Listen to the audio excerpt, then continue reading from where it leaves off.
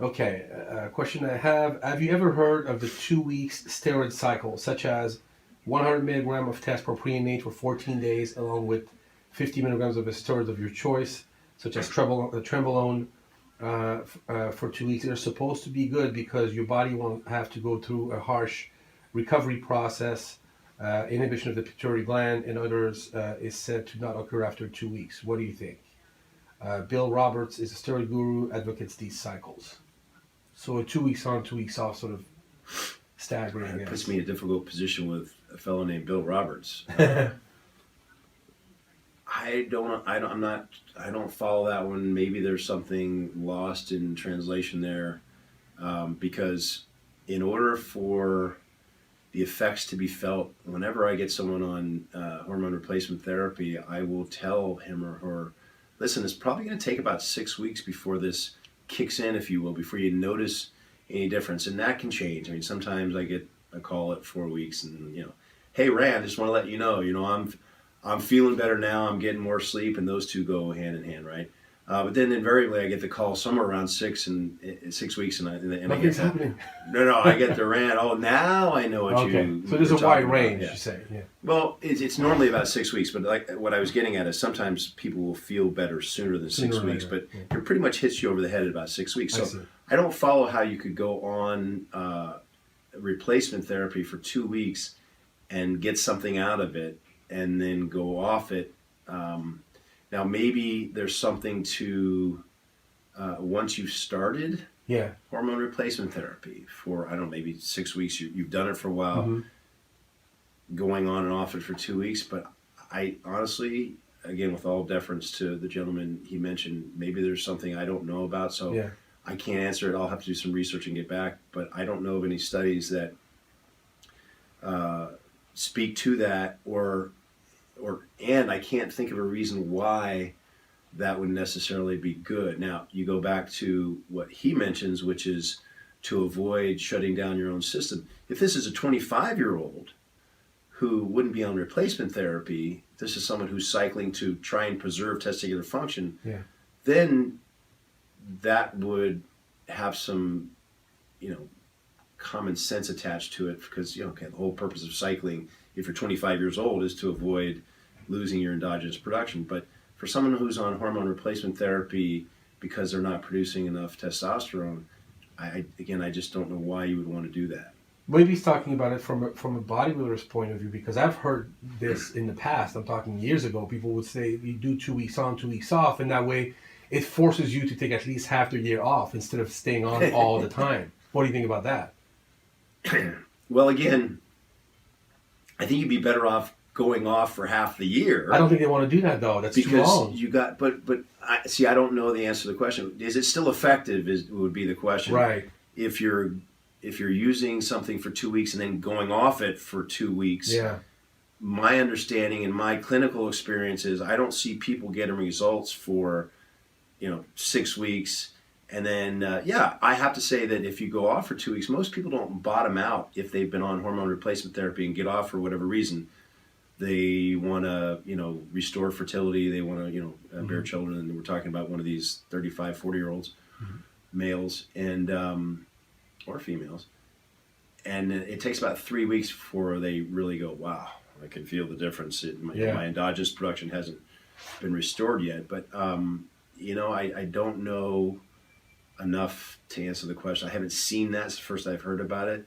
But again, your response wouldn't make common sense to me either, knowing I say common sense, physiological sense. Simply because you'd be yo-yoing a lot. It goes back to the same thing about, people say, well, what if I take a larger dose every 2 weeks, which is what a lot of physicians do who haven't, really caught on yet.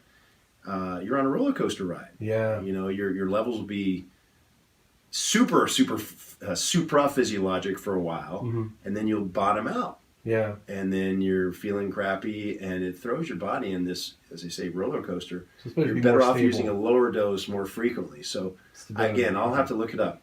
Okay. Hi. I would just like to know whether Winstrol is the best steroid for me to use as a 200-meter sprinter to increase speed and strength without gaining too much weight, and whether it has rather low side effect. Regards, Hendrik. So I think this guy is like following Ben Johnson's. I was going to say, with all due respect, I don't mean this in a pejorative sense to Ben Johnson, but ask Ben Johnson. How can you not think of that? Well, I don't mean that in a mean way. No. I think the guy was an amazing sprinter. Yeah.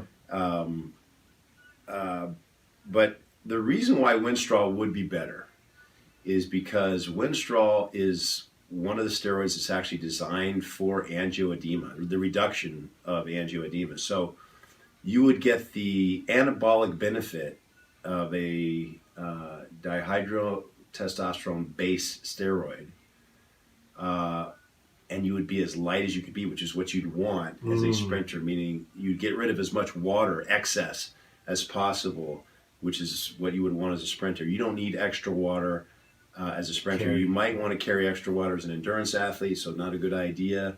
But as a sprinter, yeah, if I had to pick one steroid, that would be the one, because that's what it's designed for. Yeah. Good call. Yeah. Right. Not just because Ben, was fast. Okay. Knowing that Dr. Ren is on the board of advisor for Max Muscle. Are you still on the board for Max Muscle? Or you were? Sean Green is one of my childhood friends. We love you, Sean. Yeah.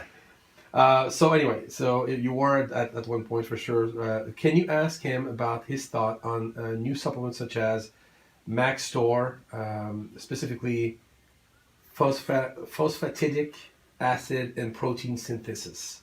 Is there any real evidence to support the claim that PA works? Thank you. Well, we know that phosphatidic acid in some studies has been shown to increase protein synthesis into muscle. It tends to be anabolic, I guess the best way to put it. It's interesting. It's something I'm going to give you a loose answer here on purpose, because I don't think we really have enough evidence to make a decision one way or the other. And I'll give you an example. With growth hormone, we've been arguing back and forth for years now, based upon studies. Is it good for you? Is it bad for you? And of course, there's always, at what level? Because there's too much and there's too little. But to replace growth hormone arguably can reduce lifespan. I read one study that analyzed, it was a meta-study, analyzed all the studies and came up with the number that of 3 months being the reduction possible if you follow all the studies, and that's tenuous also. But in other words, you would lose 3 months of life if you use growth hormone. But compare that to all the other studies that, if you sum them up, the use of growth hormone would improve your, and I'm talking about replacement, would improve your cognitive function and physical function. And I don't know anybody, literally, I don't know anybody, I haven't met them yet, unless they're lying to me, that wouldn't trade going strong, quality of life, for 3 months at the tail end. I mean, that's kind of an easy one. Yeah. mTOR is what the phosphatidic acid is really affecting. The mechanistic target of rapamycin, and that's a whole other story that the viewers can look up online. But too much of it may not be a good thing. Too little of it may not be a good thing. The same way that growth hormone may or may not be a good thing. And what I mean by that is, what we find is that the antagonism of mTOR tends to help fight cancer. And it makes sense, just in the same argument. Well, come on, it doesn't cause cancer. Growth hormone, if you have cancer, may actually hurt you, because once you have it, you're gonna speed up the growth of a cancer. Although I would also throw in there, just to really mess with the viewers and anybody else who's wants to get into it with me over it. But there's certain cancers that are slow growing that we can't treat, therefore, with chemotherapy. So theoretically, you could improve your results with something that normally you couldn't use chemotherapy with by adding growth hormone to it. Way off. My ADHD is in full gear today. Sorry, but with mTOR, we know that with phosphatidic acid, it looks like in animal studies it will increase muscle building, which is what a lot of viewers are interested in. Yeah. Muscle production. We just want to be careful to say, hey, let's go for it in unlimited quantities at this time, because again, we know that reducing it can help fight cancer. Now, we're mixing apples and oranges here, I realize, but we want to make sure that, bottom line, we're not promoting cancer with it. There's nothing out there to suggest that that's the case, but I'm just throwing that out there at the risk of pissing off Sean. And by the way, I never have and don't make any money from Max Muscle, in their products, but I would do the research and decide for yourself. Again, I want to be careful what I say here. We don't have any, bottom line, we don't have any research to suggest that it's going to cause cancer. So I don't want to say don't take, what is it? mTOR. mTOR. But let's keep an eye on it. Yeah. Like all these things, let's continue to review it and make sure that there's not a dose after which it does promote something we don't want. So far, there's no research to suggest that I'm aware of that it's a problem. But just keep an eye on mTOR. Yeah. I almost didn't ask you when I saw my episode. I'm like, oh no, what if it's a negative? Sean's not going to be happy. No, I don't think, bottom line, I don't think that's a negative. Yeah. I just want to be informative. Because, I didn't know what you were going to say, though. Yeah. You know what I mean? All right. Thank you for your question.